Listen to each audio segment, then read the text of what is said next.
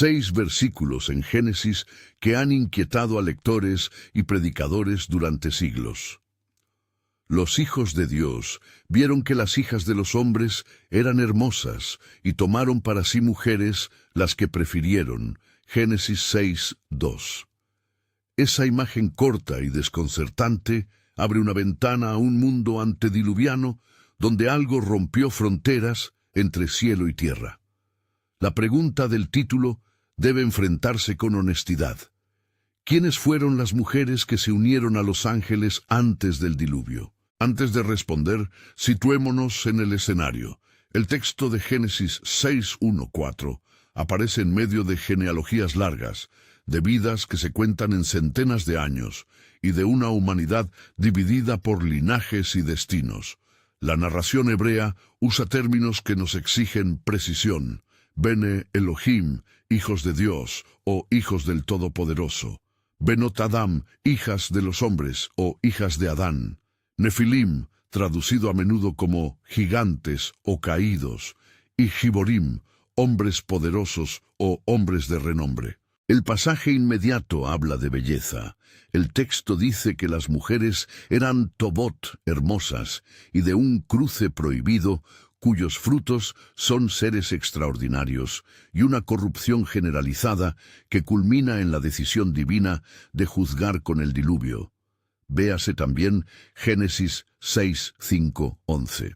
Si este tema te despierta curiosidad académica o espiritual, quédate. En breve, recorreremos las 3 interpretaciones principales y centraremos la atención donde debe estar. En las mujeres, en su condición, en sus posibles motivaciones y en lo que la Escritura verdaderamente nos permite afirmar sobre ellas. Si quieres seguir un estudio ordenado de estos pasajes, suscríbete y comparte este video con alguien interesado en profundizar la lectura bíblica. Examinemos primero el panorama cultural e histórico que rodea a este episodio. El mundo antediluviano se caracteriza en Génesis por longevidad, repetición de nombres en genealogías y una convivencia intergeneracional que hace posible que generaciones diferentes se encuentren y se influyan. Dentro de esos linajes se perciben 2 corrientes, tradicionalmente identificadas como la descendencia de Caín, asociada en la narrativa bíblica a una cultura de violencia y apostasía, y la descendencia de Set, ligada a la continuidad del plan divino. Aunque este esquema no agota la complejidad del texto, en ese contexto, la aparición repentina de hijos de Dios que toman hijas de los hombres se presenta como una fractura, no solo una transgresión social, sino una violación de límites cósmicos entre lo creado y lo espiritual. Frente a este texto, oscilaron 3 grandes interpretaciones a lo largo de la historia de la exégesis. Todas merecen ser escuchadas con sus argumentos y sus debilidades. La primera interpretación sostiene que los hijos de Dios son descendientes piadosos de Set, que se mezclan con las hijas de los hombres, descendientes corruptos de Caín. Esta lectura evita la implicación literal de seres celestiales actuando físicamente en la tierra y presenta el peligro como una unión endogámica de fidelidades enfrentadas. La religión o piedad formal se diluye al mezclarse con la cultura violenta de la otra línea. Entre sus fortalezas están la sensibilidad a la unidad del mundo creado, evitar causas sobrenaturales cuando no son necesarias, y la coherencia con una lectura moralista del texto que enfatiza la corrupción humana interna. Sin embargo, enfrenta dificultades. La expresión Bene Elohim, usada también en Job 1.6 y 38.7 para designar seres celestiales, aparece en contextos que, en algunos pasajes, no denotan meramente hombres piadosos. Además, textos del período intertestamentario y el propio lenguaje de Génesis sugieren una lectura más amplia. Tampoco explica con facilidad por qué el autor bíblico subraya la belleza de las mujeres y la aparición de criaturas extraordinarias como Nefilim, o por qué tradiciones posteriores entienden la intervención como de naturaleza sobrenatural. La segunda interpretación identifica a los hijos de Dios con reyes o potentados antiguos que se proclamaban divinos o ejercían poder abusivo, tomando mujeres por fuerza o por derecho de señorío. Este enfoque busca paralelos en el antiguo Cercano Oriente, donde reyes podían representarse con estatus divino o semidivino. Tiene el mérito de subrayar abusos de poder y prácticas dinásticas que consolidan linajes, pero padece problemas hermenéuticos. La frase «hijos de Dios» difícilmente se equipara de forma natural a reyes, sin más apoyo textual en la Biblia.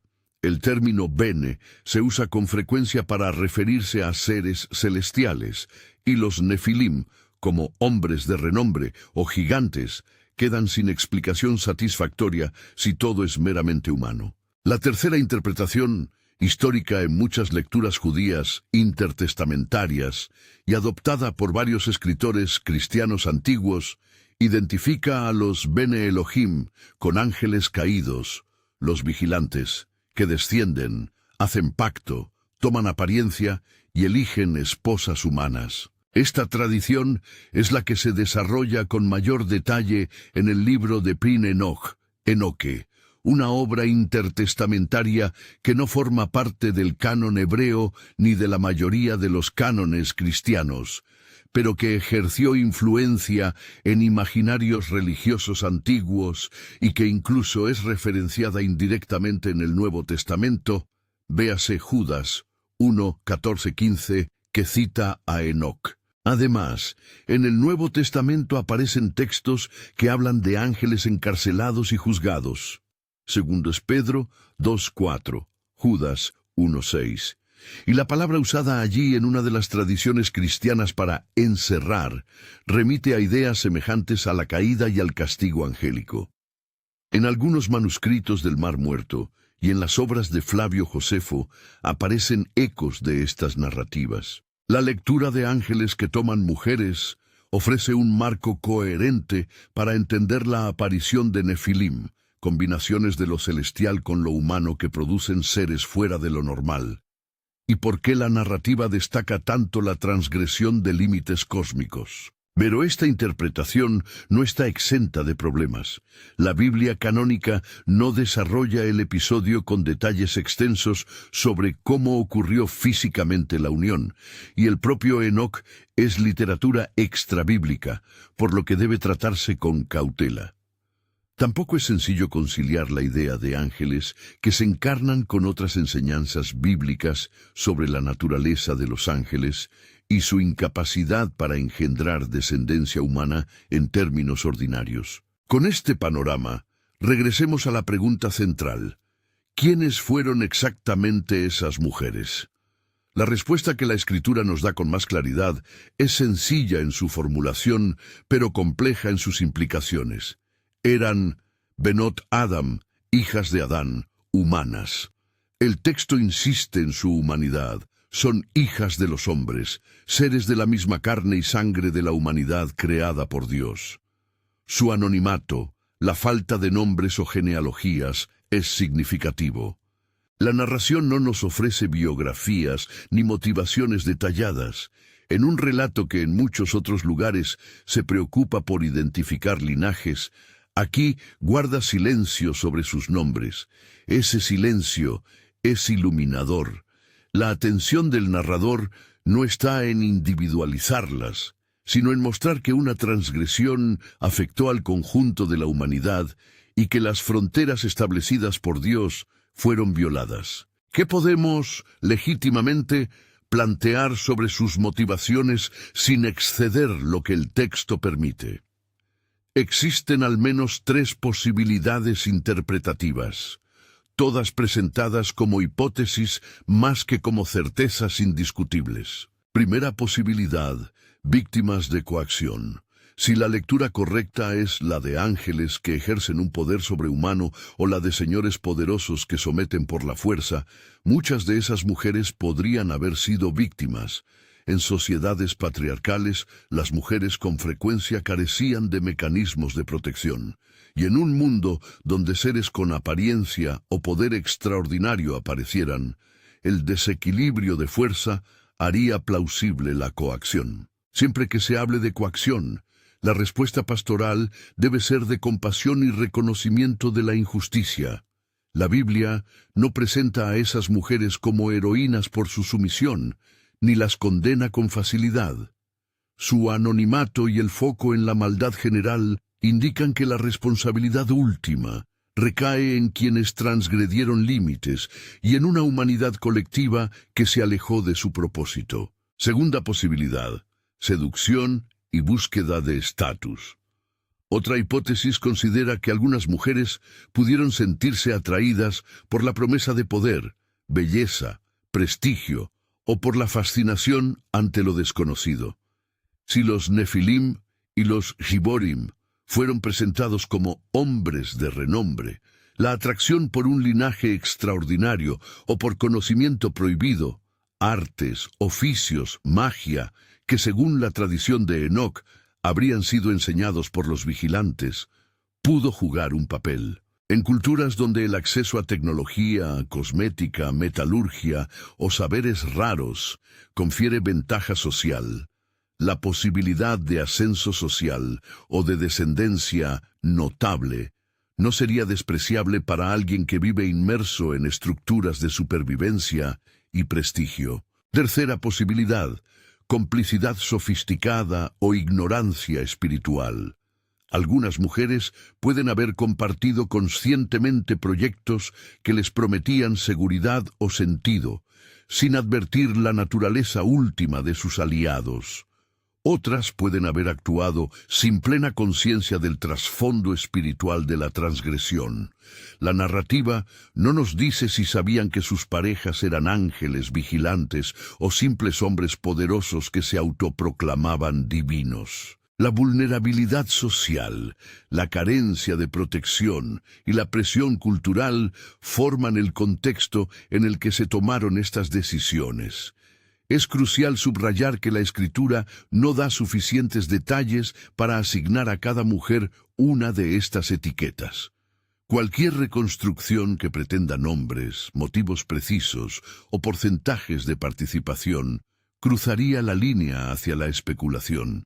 El autor bíblico pone el foco en la fractura cósmica. El problema no es principalmente individual, sino la transgresión de orden y la contaminación, en sentido teológico, de lo que debía preservar la línea del pueblo elegido. Cuando el texto habla de contaminación, cuidado con las lecturas anacrónicas. No podemos ni debemos traer categorías científicas modernas, genética, biología molecular, para explicar lo que la Biblia desarrolla en términos teológicos y simbólicos. La contaminación aquí alude a la mezcla que produce consecuencias espirituales y sociales. La difusión de prácticas que corrompen la vida comunitaria, la transmisión de una cultura de violencia y la introducción de conocimientos o poderes usados sin temor de Dios. Se trata de un diagnóstico moral y espiritual, no de un informe científico. ¿Qué brotó de esas uniones? El texto menciona a los Nefilim y llama a los hijos de esa mezcla Giborim y hombres de renombre, Génesis 6:4. La tradición intertestamentaria profundiza esta idea. En Primera Enoc se relata que los vigilantes enseñaron oficios y ciencias prohibidas, metalurgia, cosmética, astrología, hechicería, que fueron usadas para dominar, oprimir y desviarse de la voluntad divina. Aunque Enoc no es canónico en la mayoría de tradiciones, su testimonio refleja cómo comunidades antiguas intentaron explicar el aumento de la violencia y la maldad. En el canon cristiano, Judas y Don Pedro aluden a ángeles que pecaron y fueron encarcelados o juzgados. Judas 1:6-7, Don Pedro 2:4-6. Lo que muestra que las primeras comunidades cristianas leían este episodio en clave de desobediencia angélica y castigo divino. Las consecuencias sociales son explícitas en Génesis, Y vio Jehová que la maldad del hombre era mucha en la tierra, y que todo designio de los pensamientos del corazón de ellos era de continuo solamente el mal. Génesis 6:5. La combinación de violencia, abuso de poder, transgresión de fronteras y el surgimiento de seres fuera de lo común lleva al narrador a señalar el pesar de Dios. Nasham, un término hebreo que a veces se traduce como arrepentirse o lleno de pesar, y a la decisión del juicio mediante el diluvio. La narrativa presenta el diluvio no como castigo caprichoso, sino como una restauración necesaria para preservar la posibilidad de que la promesa de redención continúe. Solo Noé, descrito como Tamim, íntegro, sin culpa en su generación, y su familia serán preservados para garantizar la continuidad de la humanidad en la línea que conducirá, teológicamente, al Mesías. Véase Génesis 3:15, en diálogo con toda la historia de la promesa. Al hablar de las mujeres, debemos mantener una postura pastoral. La narrativa bíblica, al omitir sus nombres, nos empuja a preguntarnos por su voz perdida. ¿Qué sufrió la mujer que fue forzada? ¿Qué pensó aquella que se vio atraída por promesas de poder? La Escritura nos invita a compasión y cautela, no a juzgar apresuradamente, sino a reconocer tragedias individuales en el contexto de una caída general. Desde una perspectiva pastoral, su anonimato es un llamado a restaurar la dignidad de las víctimas en nuestras propias comunidades y a rechazar lecturas que las conviertan en chivos expiatorios de un mal mayor. ¿Qué nos permite afirmar con seguridad y qué debemos dejar como hipótesis? Con seguridad podemos decir: 1. Las mujeres eran humanas, Benot Adam. 2.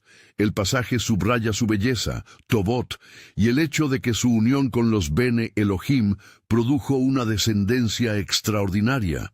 3. El resultado fue incremento de violencia y corrupción que condujo al juicio divino. 4. La tradición intertestamentaria, Prino Enoc, y algunas referencias del Nuevo Testamento, Judas, 2 Pedro, interpretan el episodio en términos de ángeles caídos, pero esas tradiciones no elevan a Enoc al rango de escritura canónica para todas las confesiones. 5. La narrativa bíblica guarda silencio sobre identidades y motivaciones concretas de estas mujeres, por lo que cualquier reconstrucción detallada es especulativa. Al mismo tiempo, es legítimo y útil explorar las implicaciones teológicas y pastorales de este episodio para hoy. Primero, la historia nos recuerda la fragilidad de los límites que Dios establece. No se trata de una obsesión literalista por fronteras arbitrarias, sino del reconocimiento de que la mezcla de fines y medios en busca de poder, conocimiento o gloria propia puede devastar el bien común. Segundo, la narrativa hace patente que la presencia de poder, sin temor de Dios, conduce a la opresión y a la corrupción. Tercero, en medio del juicio, la providencia divina actúa para preservar la esperanza. Noé, Tamim, íntegro, es el instrumento por el cual la promesa se mantiene. Esa tensión entre juicio y preservación caracteriza la historia de la redención. Dios juzga para salvaguardar el espacio en el que su obra puede continuar. Vale la pena también trazar un contraste literario y teológico entre esta escena y la anunciación a María, Lucas 1:26-38. En Génesis, la línea del linaje humano se corrompe por alianzas que violan el orden y conducen al juicio. En Lucas, la intervención divina se presenta de manera ordenada, respetuosa del plan y con el consentimiento humano explícito. María es llamada por un mensajero informada, y su respuesta es de humilde obediencia. La comparación no debe usarse para desvalorizar a las mujeres de Génesis, sino para resaltar cómo Dios, finalmente busca restaurar la senda de la redención mediante medios ordenados y soberanos, no mediante poderes subversivos. ¿Qué enseñanzas prácticas podemos extraer para la vida cristiana hoy? Primero, humildad hermenéutica. Aceptar que textos antiguos contienen ambigüedades y que la tradición ofrece interpretaciones diversas. No hay fundamento para convertir una interpretación controvertida en dogma obligatorio. Segundo, vigilancia espiritual. Reconocer que el poder, el conocimiento y la técnica son neutros en sí mismos, pero peligrosos cuando se persiguen sin temor a Dios. La historia antediluviana es advertencia sobre el uso desordenado de recursos y saberes. Tercero, compasión hacia quienes son víctimas de abusos de poder. La tradición nos recuerda que, en contextos de violencia, las mujeres y los sectores vulnerables sufren consecuencias desproporcionadas, y la comunidad de fe debe responder con justicia y restauración. Finalmente, esperanza. A pesar de la corrupción humana, Dios preserva su proyecto, y la historia cristiana ve en Noé una prefiguración de la fidelidad divina que culminará en Cristo. Antes de concluir, una nota sobre las fuentes. Cuando mencionamos Primo Enoc, Flavio Josefo o los manuscritos del Mar Muerto, debemos hacerlo con claridad. Se trata de materiales históricos y literarios que influyeron en cómo antiguas comunidades interpretaron Génesis, pero no forman parte del canon hebreo ni, en la mayoría de las tradiciones cristianas, del canon bíblico. Judas 1:14-15 cita a Enoc, lo que muestra que algunos autores del Nuevo Testamento conocían y usaban esa literatura. Segunda Pedro 2:4 y Judas 1:6 aluden a ángeles encarcelados por su desobediencia. Job 1:6 y 38:4-7 usan la expresión Bene Elohim en contextos que parecen describir asambleas celestiales. Todas estas referencias ayudan a construir un marco de interpretación, pero no anulan la necesidad de cautela y respeto a la autoridad canónica que cada comunidad reconoce. Regresemos por último a la pregunta del título y ofrezcamos una respuesta clara, sintética y responsable. Las mujeres que se unieron a los ángeles antes del diluvio eran humanas, Benot Adam, anónimas dentro del texto, y la Escritura no les atribuye nombres ni historias particulares.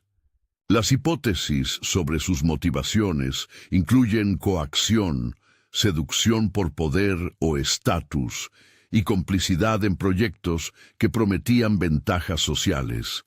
Todas son posibles y plausibles en distintos grados, pero el texto no provee detalles suficientes para certificar una sola. Lo que el relato sí deja claro es el propósito narrativo y teológico.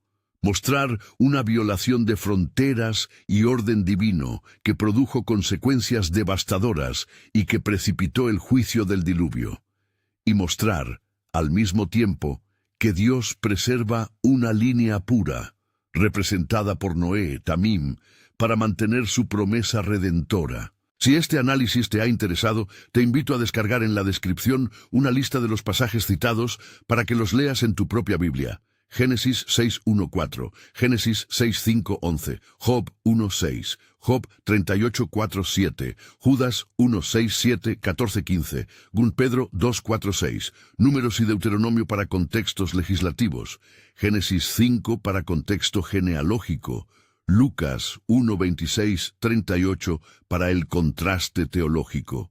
También encontrarás referencias a Primero Enoc y a las obras de Flavio Josefo si deseas explorar la tradición intertestamentaria.